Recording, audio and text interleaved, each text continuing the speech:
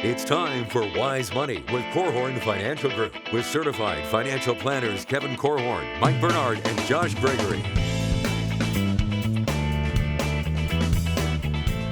Welcome to another episode of the Wise Money Show with Korhorn Financial Group, where every week we're helping you take your next wise step in your financial life. Thanks for being here, friends. My name is Mike Bernard. I'm your host. I'm also one of the certified financial planners on the program. No Josh Gregory again today. So with me in the KFG studios, my business partner and founder of Korhorn Financial Group, Kevin Korhorn. I am so excited about today's show, Mike, because our fans have been asking for a while for us to do a show about a donor-advised fund. What in the world's a donor-advised fund? Although the donor-advised fund has become better known as a tax planning strategy over the past few years, it is still an underutilized and understood tool. Thought I'd throw that in. So in this episode of the Wise Money Show, we're going to cover the basics of what a donor-advised fund is and then show you how it can be part of your financial operating system to have some advanced planning strategies on how you could use it to advance your financial planning. Oh, I love it. Even the under. Let's go. If you have a question for the program, we'd love to hear from you. You can call or text us 574-222-2000. That's 574-222-2000. Online, wisemoneyshow.com. And then all over social media, wherever you're at, we are there as well. Search the Wise Money Show. All right. So Kevin's right. Donor advised fund. I wouldn't have said it exactly like that, but he's right. It's misunderstood and certainly underutilized, but it is a extremely powerful tool for any of you that are charitably inclined on an ongoing basis. You got a church that you attend and you're tithing, have a cause that you care about that is a charity, and so therefore, yeah, we want to spread the word. It's part of your financial planning to consider tax planning strategies, and this is definitely one of them. So where we're going to go in the conversation is scenarios, and not just any scenario, advanced planning with the donor advised fund. My guess is you're going to find yourself in one of these scenarios, and we're going to get into that. But Kevin, you talked it up. We talked it up. What is it? What's the donor advised fund? How does it work? Well, to describe it, Mike, I want people to be thinking about their financial life and how they operate their financial life. So pretend I have 3 charities that I give money to. One's a church, one's a school, and one's a hunger relief fund or the food pantry, what have you. Yeah. So I give that money every year. I write a check to them, and then I wait from somewhere between the end of January to the end of February to get the charitable receipt that says I actually gave that money, and then I turn that in. And then the question is, well, do I get any kind of benefit for that or not? Depends on whether I have a standard deduction or whether I'm itemizing. And I think most people, they give that receipt to their tax preparer, to their CPA, and just, hey, make sure this is included in my taxes. Or if you're doing an online tax tax return, you're going to enter that in, and you have no clue. You have no idea. Okay, I entered it, so I'm getting the benefit. You have no idea. Right. No idea. So that's, if you called that old school, new school is doing this. So pretend I give $10,000 a year. I'm going to take that $10,000, and instead of distributing it to these 3 various charities, I'm going to put it into my donor advised fund. Once the money goes in, whatever calendar year that event happens in, that's the year I'm going to get the deduction for the donor advised fund. So I put $10,000 in my donor advised fund, and then what I do is I make a grant request. So I say, okay, I want to grant money to the church, this educational institution, and the food bank. Okay, good. They take 2 to 5 days, approve the grant, send the money. That's it. That's it. So then what about waiting for receipts in the late January to February? You don't get a receipt. Your receipt is the $10,000 went into the donor advised fund. That's the part that goes on your taxes if you itemize. So what do people like about that? one of the nice things in the olden days, or let's go old school, in order to get the benefit for giving money to my church, pretend I was going to give a good chunk of money. Pretend there's a building campaign and I was going to give $50,000 to the church, but I don't want anyone to know about it. What do I do then? Well, in order to get the credit on my tax return, I have to write a check so that the various treasurer, clerk, whomever is doing the recording can get me the receipt for that. Well, if I put that $50,000 in my donor advised fund, I can then give it from my donor advised fund anonymously. Mm-hmm. So that $50,000 shows up in my church's bank account if they've got an EFT link, which any organization that I've ever given to, if they didn't have the EFT link, I send them a quick email and say, hey, can you set up the EFT link? Because it makes it much easier on your organization. And then you say, I know someone anonymously who's going to donate, and they would appreciate. No, but I mean, it benefits. And you say, well, how does that benefit me? Here's how it benefits me.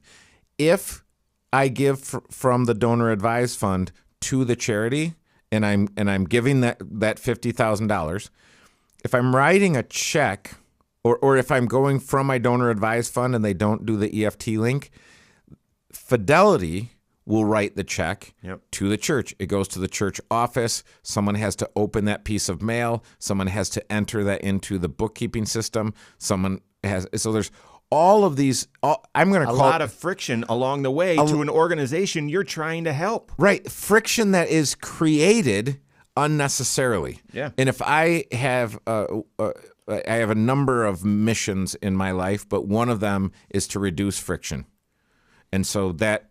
The donor advised fund, as part of your financial life operating system, can reduce incredible amounts of friction. Well, think about that even for you. You can make a contribution to your donor advised fund very easily, just transferring from one account to another, or you're going to have an EFT link with your bank, your checking account, and you make that contribution and done. All right, now you want to make your one-time gifts or whatever, you can easily do that electronically. And as opposed to setting up checks or doing it electronically yourself, but you've got to set up 3 different. And so it makes it very efficient and very easy. I saw a stat here that 67% of people were more charitable when they're using donor advised funds. So if you listen to this and say, yeah, I'm a generous person, or I want to be more generous. How can I be more generous? Setting this up, it's just easier to use, and therefore you're likely to bless even more folks. Now, we haven't even gotten into the geeky part yet, and that is using a donor advised fund because it's easier and because it's easier to fund, and you then control. All right, when you make the contribution, that's the year you get the tax deduction. You then have control over when those dollars get dispersed to what charity. You can then stack your donations. Mm-hmm. This is something that was not a big deal before the Tax Cut and Jobs Act in 2017, but once that came into existence and all of a sudden standard deductions doubled and then have grown from there, stacking your donations is a really big deal and can make a lot of sense. So let's explain that. Kevin, what's on your mind? No, I'm just thinking of these frequently asked questions because, again, if this is a new concept to you, you might be thinking, well, how in the world do I even do this? I'll tell you what's on my mind. There are these community foundations that people give money to. This, in essence, it's your own community foundation. I can choose if I put a little bit of money in, I just put it into the money market account. The nice thing, so think about this as a business owner, we used to get money at the very end of the year, the last week of the year, for these purposes, and then we had to hustle to get that money where it goes. Well, guess what? Now all I have to do is hustle to get it into my donor advised fund. I have the credit, and then I can give that money in the following calendar year because I've already gotten the credit in the calendar year that it matches my income. Yeah, that's right. That's right. So as we get into more advanced strategies, different scenarios, that's going to be a key point. But as actually a couple other sort of basic items or details with how a donor advised fund works that you need to know about and why it is such a special financial planning strategy. So we're going to hit that and then get into some of these advanced strategies. We've got that and more coming up on the Wise Money Show with Korhorn Financial Group. Didn't even talk about how it's invested, so there's a lot we need to hit. Oh, dude, this is like a 3 show. I know. Like if you were gonna be, this is the show where we can tell people what time it is. If they want to know how to make a watch, we need to do like a 3. Yep. But don't you have to say hello, YouTube? I will. Okay.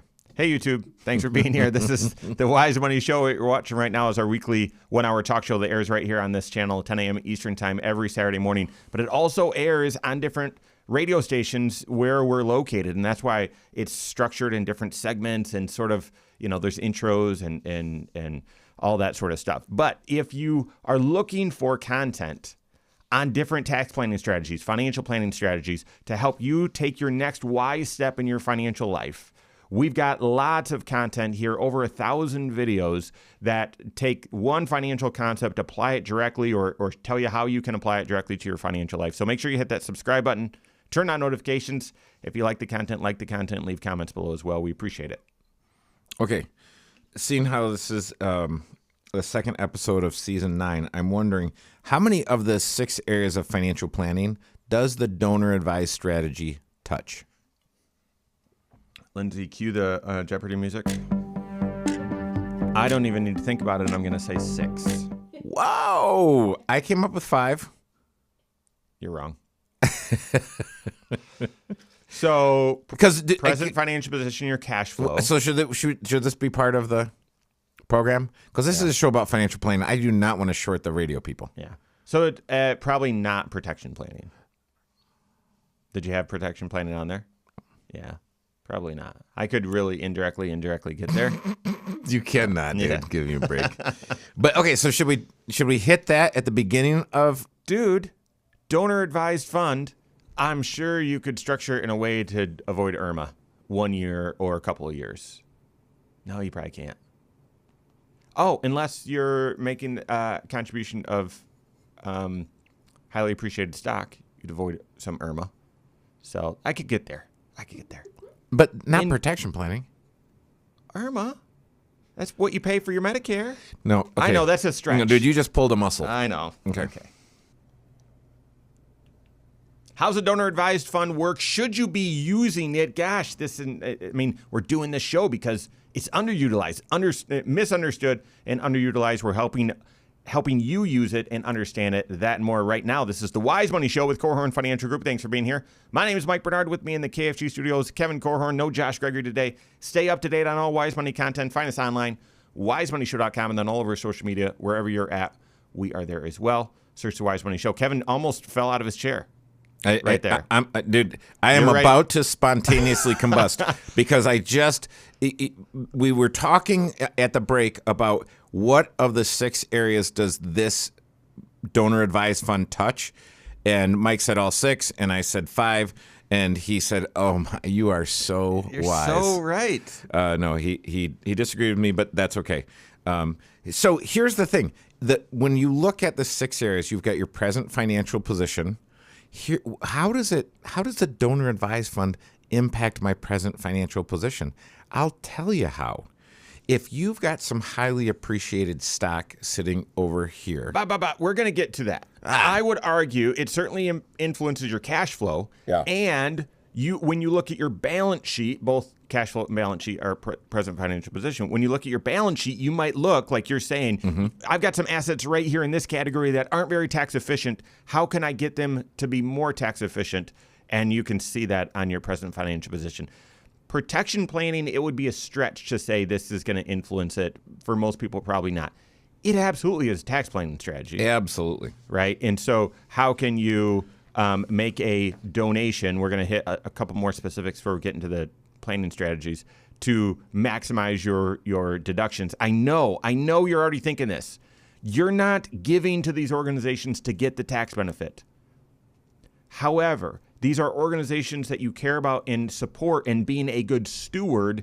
If there are tax benefits to receive, then that's an act of stewardship, in my opinion. And at the end of the day, you'll have more money to give to these organizations that you care about. Investment planning, that's one thing we didn't even hit as we were explaining the donor advised funds. So we'll share that in just a second. Your retirement plan, absolutely. What dollars and throughout retirement are you going to be donating to charity? Should those dollars be funneled through a donor advised fund first? Estate planning, share that. Well, there's a number of ways that this could impact my estate plan. Which one are you thinking of? Well, when people ask with the donor advised fund, do I have control of the money? And the answer is, for the most part, it's an irrevocable gift. No, you absolutely have control of the money. You don't have control over, can I take this money that I got a charitable deduction for, and if I said charity starts at home, I'm going to give some money to my children. No, you can't give the money to your kids. Right. Now, you can't, once you put the money in, you can't pull it back out and say, nah, I didn't mean to do that. Give me the money back. No. It's an irrevocable gift. Just like if you gave made the donation to the church. Right. You can't say, no, I didn't mean to do that. Give me that money back. And therefore, these assets that you have influence over, control, but I would say with a little c, they're not in your estate anymore. Right? Mm-hmm. So you have influence over these dollars, but if you pass away and the estate tax laws change or whatever, they're not in your estate any longer. Mm-hmm. So yeah. But it is whether you give the direction to these dollars and where they go, or your children do, or their children do. These dollars eventually, when this account gets depleted, all of those dollars in the end will have gone to a charity. Yep. Okay. So one of the things we talked about how the donor advised fund works, and I'm itching to get to the strategies. We will just a second, but I want to make this connection.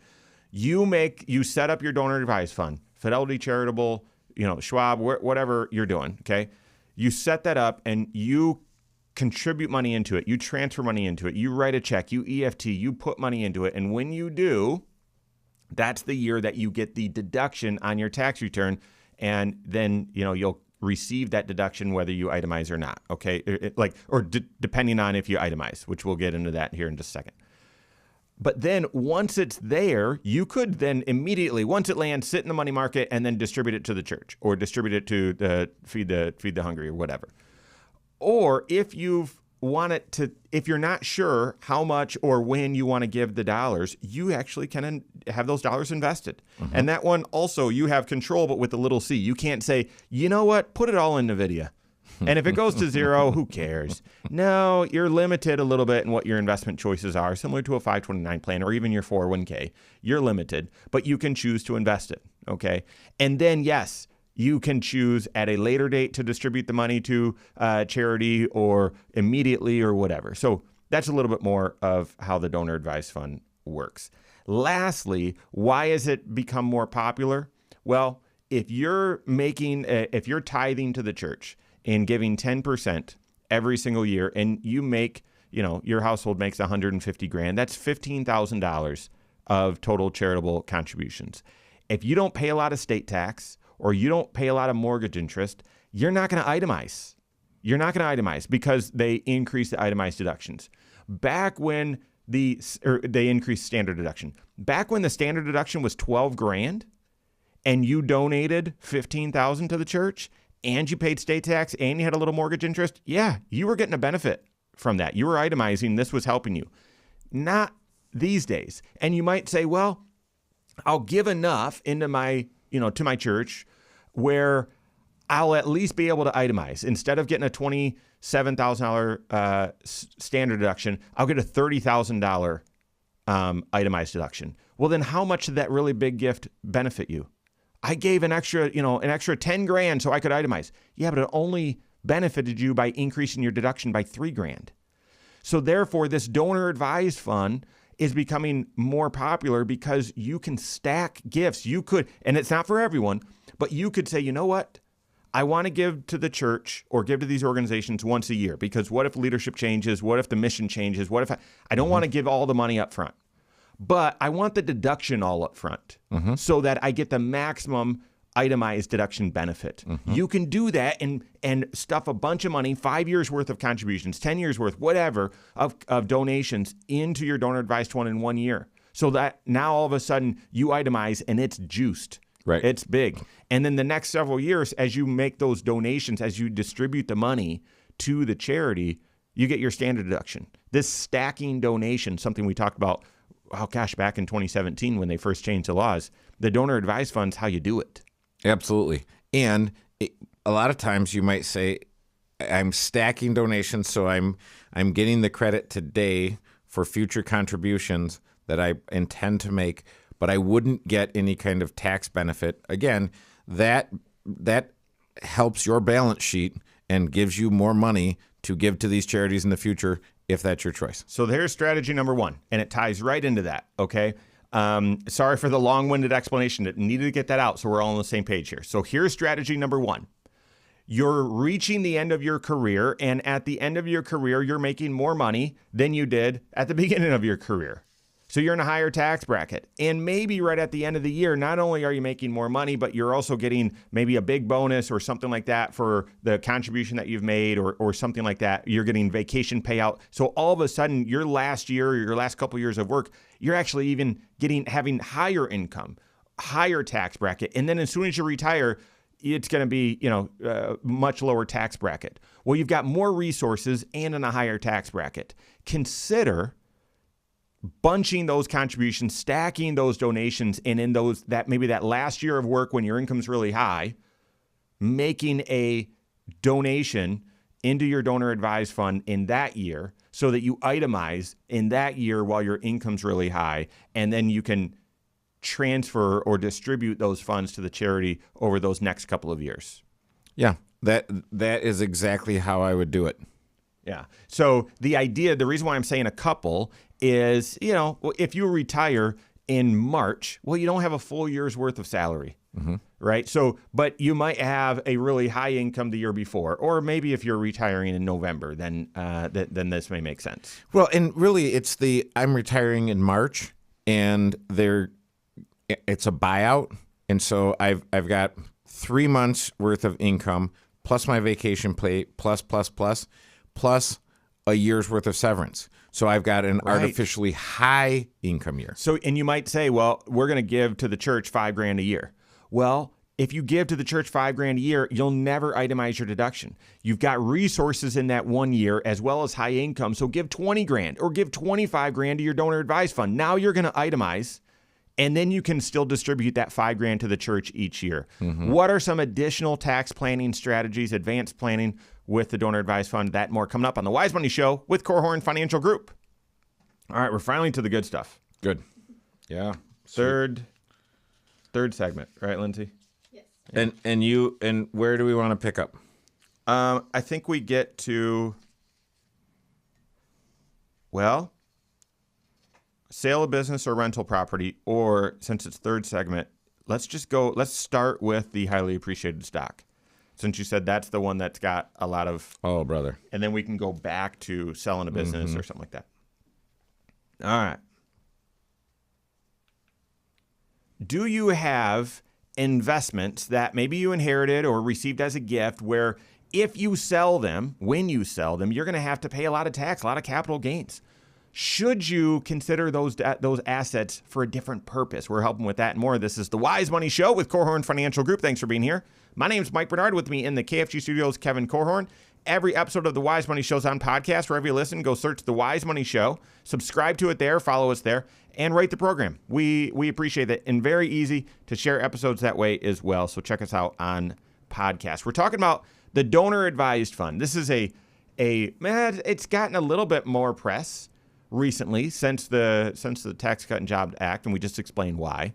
But it's very much underutilized. And Kevin, you've had a couple of cases, worked with a few clients and then a couple of groups where you've taught the donor advised fund, and I can just tell your excitement level around it because, again, it can help way more people than are actually receiving help from it right now because they're not using it. Right. And what I love is I love a scenario where there's something new or newer that allows you to do stuff that you're like, well, yeah, that's what I wanted to do all along.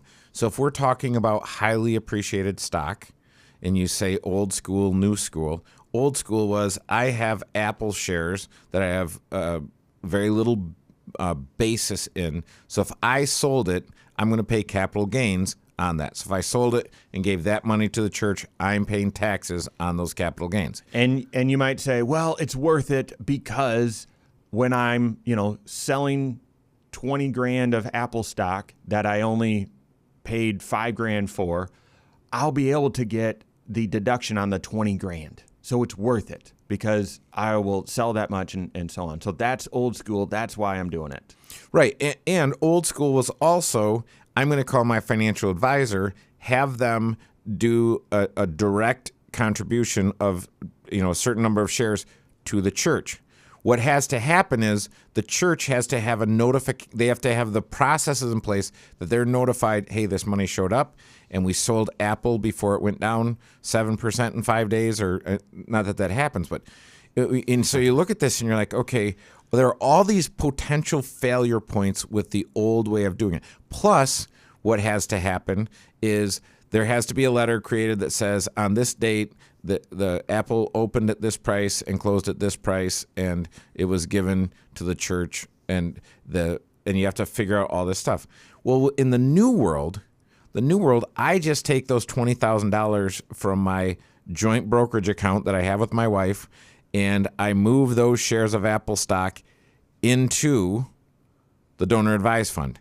I sell them immediately, and I leave that money in cash. Mm-hmm. Unless if for some reason but if I want to make that contribution, now as soon as those shares of stock went into the donor advised fund, that's when I get the deduction. Yep. So in whatever calendar year that's in, that's what it's going to count for. On the market value. So on the 20 grand. Right. Even if you only paid $5,000, you invested $5,000, it's now worth 20, you get that same benefit. Mm-hmm. I get the deduction. My charitable deduction is based on the market value at the time I made the gift. Yes, that's how that works. The church doesn't need to open up a brokerage account. Nope. Kevin, when I started, I interned here, and I remember during my internship and then early in my career, having to chase down, find someone at a church because one of the clients or you or someone wanted to make a mutual fund gift or a stock gift to a church, and trying to call the church during normal hours, get to someone that could help, and then say, hey, we've got this awful long process of opening up all these accounts or signing all these forms to open up an account so that this one person can give you some stock. And oftentimes the church says, oh, this is a gift, we'll do it. Mm-hmm. I did get some dead ends though. And I always felt like a failure because I'm like, we're trying to do this, but it's complicated. You remove that complexity. Yeah, you make it simple, and you make it so that the church, again, if we've got an EFT set up to the church gets the money in their bank account. It's done. It's not, it goes into a brokerage account, has to get sold, and then get that money over to our bank account. It is, boom, it's sold. And I can remain anonymous. Because if I want to give a big chunk of money and I don't want anyone to know, I move my Apple stock into my donor advised fund, I sell it, and I give it directly. It really, the new improved version of gifting highly appreciated stock is so superior. Yeah. So that's sort of a second advanced strategy that if you have assets, now we're talking about the Apple stock or whatever, but I've seen this a lot. If you say, well, I don't know, I'm not that sophisticated. Well, are all of your retirement assets in tax sheltered accounts? Are all of them in 401ks or IRAs, Roth IRAs? And for many of you that might say, yeah, that's how it is.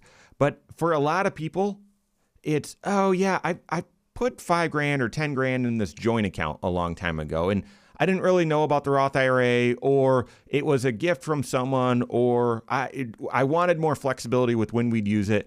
And yeah, I put $5,000 or $10,000 in this thing. It's worth $30,000 now. Yeah, that's what we're talking about. That's what we're talking about. Because at some point, you're going to have to use that money. You're going to want to use that money.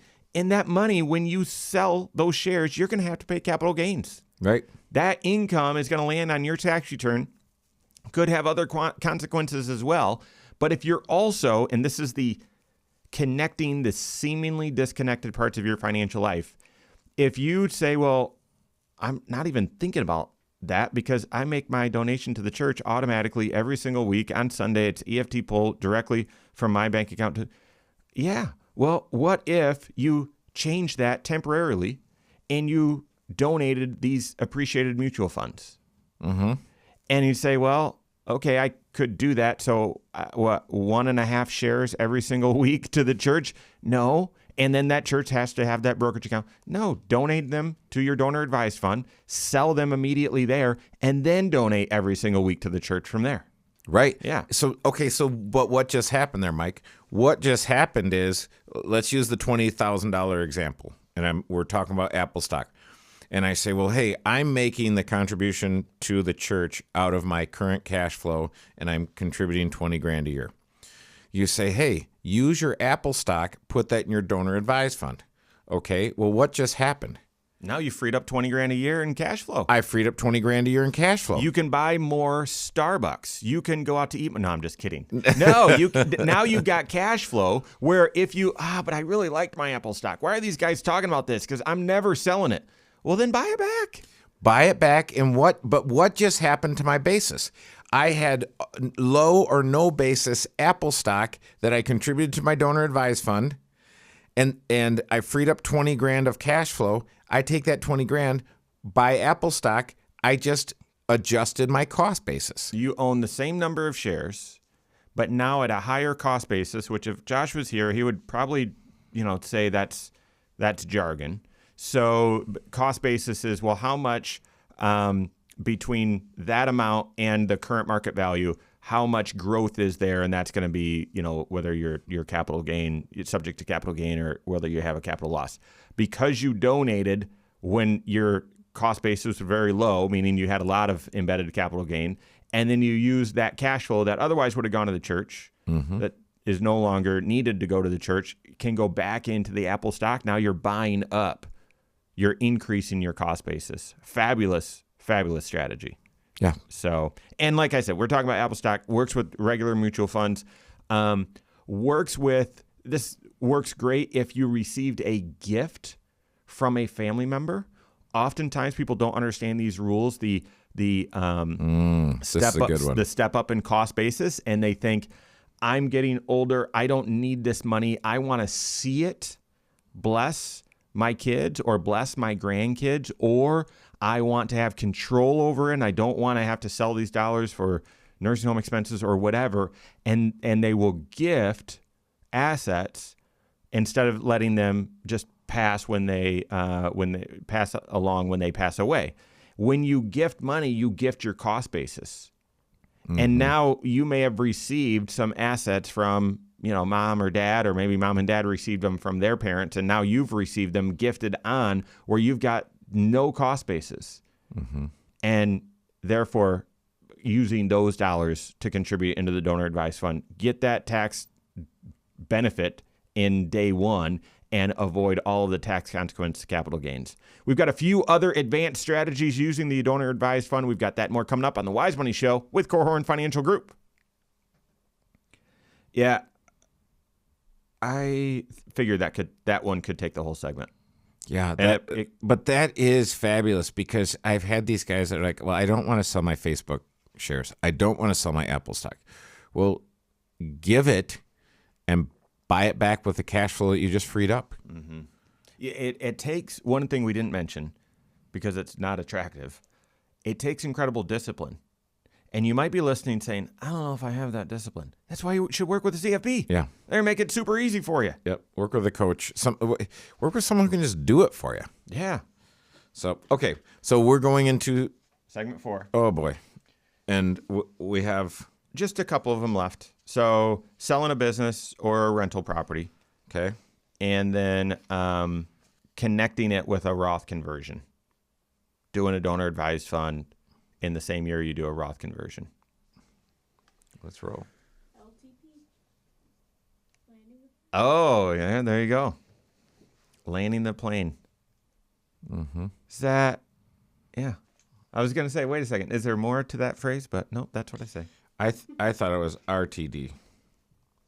Run to daylight. No, land the plane. Here we go. Thanks for being here, friends. This is the Wise Money Show with Korhorn Financial Group. My name is Mike Bernard. Here with me in the KFG studios, Kevin Korhorn, no Josh Gregory today. Every episode of the Wise Money Show, as well as a lot of other content, is on the YouTube channel. Go check it out. Go to YouTube, search the Wise Money Show, subscribe to it there, and turn on notifications, because it's not just every talk show that airs on that channel. There are 5 videos every single week. So every business day, we drop new content there explaining one financial concept, applying it directly to your financial life. Hey, during high inflation, how should you structure your investments? Hey, if inflation is actually coming down and you believe it, how should you structure your investments? What are the most confusing parts of retiring, and how can you demystify those? All that and a lot more, well over 1,000 videos. Go to YouTube, search the Wise Money Show, and follow us there. Okay, we're talking about the donor advised fund and how this underappreciated, underused tool can be a significant benefit in your overall financial plan. 5 out of the 6 areas of your financial life directly impacted and benefited by using the donor advised fund. Is it for everyone? No. But if it's for you, are you using it and using it to the maximum potential? That's why you need your CFP. Your CFP is going to help give you clarity and confidence, but also bring creativity to your financial life. All right, so we've been sharing the use cases of the donor advised fund through different advanced planning strategies, different scenarios. We talked about in your final years of your career, when your income's the highest, stacking your donations in 1 year. So the first 5 years of retirement or 10 years of retirement, we'll probably give $5,000 to the church every single year or something like that. Well, in those high income years, those final few years of work, could you make 5 years of contribution, 4 years of contribution, 3 years of contribution, whatever it is, that to the church, but instead of doing it all to the church, do it to your donor advised fund, and then make that annual or monthly or weekly donation out of your donor advised fund to the church. That way you get that tax benefit right up front. Then we've talked about donating highly appreciated assets as well.